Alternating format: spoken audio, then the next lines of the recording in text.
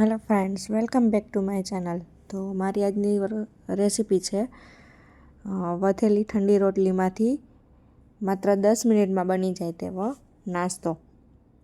તો આપણે સ્ટાર્ટ કરીશું. તો મેં અહીં રોટલી લીધી છે. તો બે રોટલી આપણે લેતા જઈશું અને આવી રીતે વાટકીની મદદથી તેને કટ કરતા જઈશું. તો તમે જોઈ શકો છો કે આમાં રાઉન્ડ શેપથી સરસથી કટ થઈ ગઈ છે. તો જુઓ, આવી રીતે બધી રોટલી કટ કરી લઈશું અને જે આ બચેલો ભાગ છે તેને હું અલગથી ઉપયોગ કરવાની છું. તે તમે મારા નેક્સ્ટ વિડીયોમાં જોઈ શકશો. તો તમે મારા નેક્સ્ટ વિડીયોમાં જરૂરથી જોજો. તો તમે જોઈ શકો છો કે આવી રીતે મેં બે રોટલી કરીને બધી જ રોટલીને કટ કરી લીધી છે. ત્યારબાદ મેં ગેસ પર લોયું મૂકીને તેલ મૂક્યું છે. તો આવી રીતે તેલ મૂકીને બધી જ રોટલીને ધીમી ફ્લેમ પર તળી લઈશું. દબાવીને તળવાની રહેશે, રોટલી ફૂલવા નથી દેવાની અને લાઇટ પિંક કલર થાય ત્યાં સુધી આપણે તળશું. તો તમે જોઈ શકો છો કે રોટલી સરસથી તળાઈ રહી છે.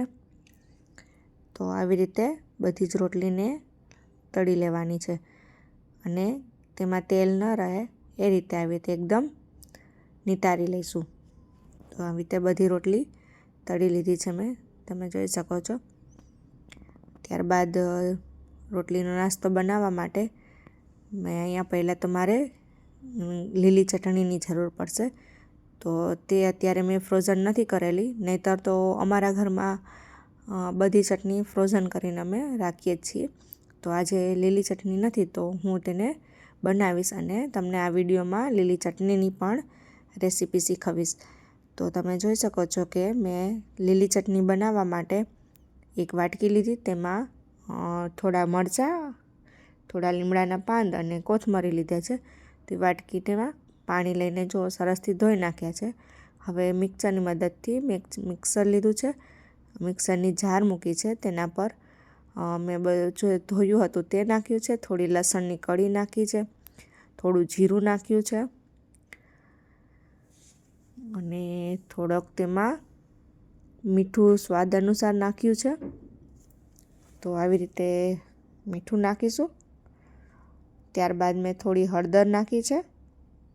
તો ત્યારબાદ મેં થોડું લાલ મરચું નાખ્યું છે. તમે આમાં સિંગદાણા પણ નાખી શકો છો, પુદીના પણ નાખી શકો છો. થોડી ખાંડ લેશું,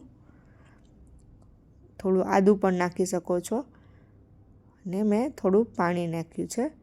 ત્યારબાદ આપણે મિક્સર સ્ટાર્ટ કરીને તેને ચટણી બનાવી લેશું. તમે જોઈ શકો છો કે મારી ચટણી રેડી થઈ ગઈ છે.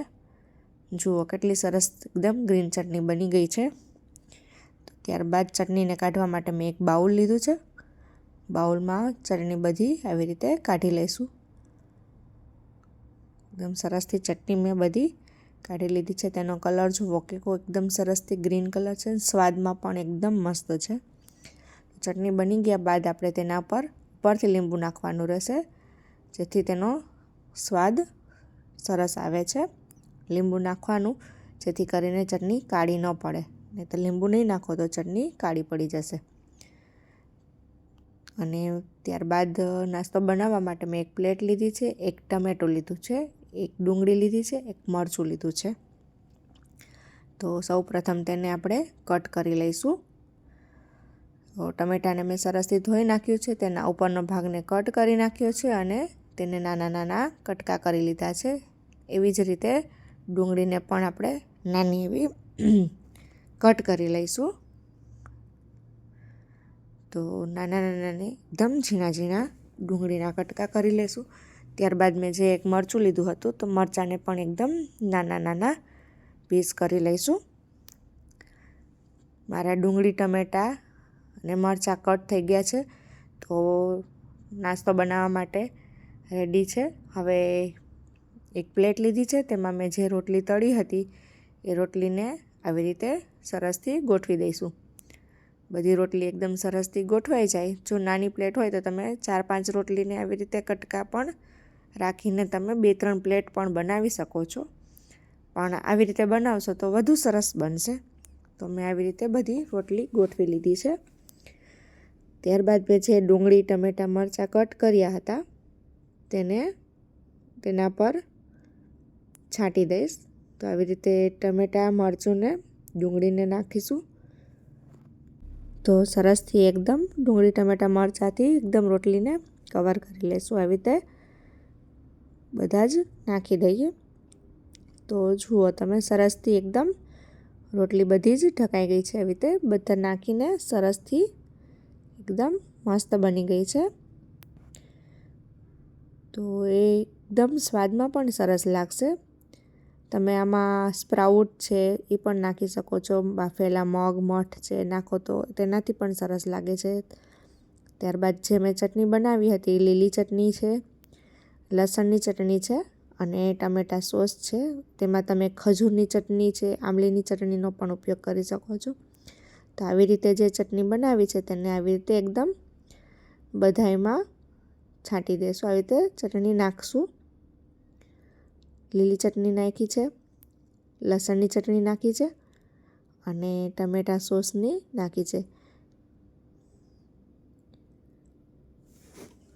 જો તમને આંબલી ખજૂરની ચટણી ભાવતી હોય તો એ પણ નાખી શકાય. તેનાથી પણ સ્વાદ એકદમ સરસ આવે છે. ત્યારબાદ મેં એકદમ ગાર્નિશિંગ માટે કોથમરી નાખી છે. તો કોથમરી નાખ્યા બાદ મેં અહીં એક અમૂલનું ચીઝ ક્યુબ લીધું છે. તો ચીઝ ક્યુબને ખમણીથી એકદમ ખમણી લઈશું અને બધી જ રોટલીને પર આવી રીતે છાંટી દઈશું. જુઓ કેટલું સરસ લાગે છે. જોઈને જ મોઢામાં પાણી આવી જાય કે જલ્દીથી ખાઈ લઈએ. હજી બને ન બને પહેલાં આપણે જલ્દીથી લઈ લઈએ. તમે આવી રીતે ચમચીની મદદથી લઈને પણ ખાઈ શકશો અને હાથેથી પણ ખાઈ શકશો.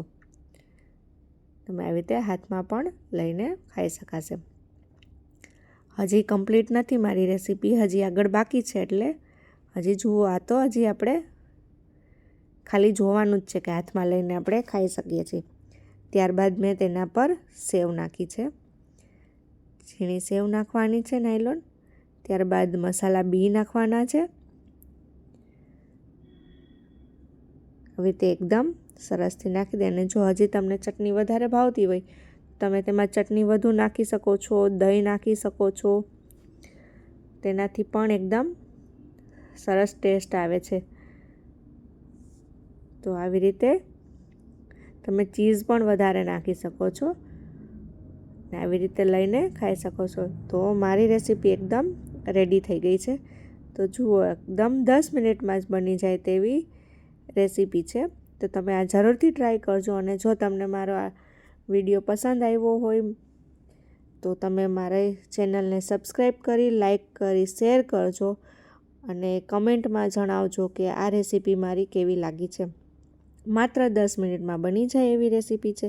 તો તમે પણ જરૂરથી ટ્રાય કરજો. એકદમ ટેસ્ટી, ચટપટી, હેલ્ધી ને બહુ જ મજા આવે તેવી છે. ચલો બાય બાય, મળીએ નેક્સ્ટ વિડીયોમાં.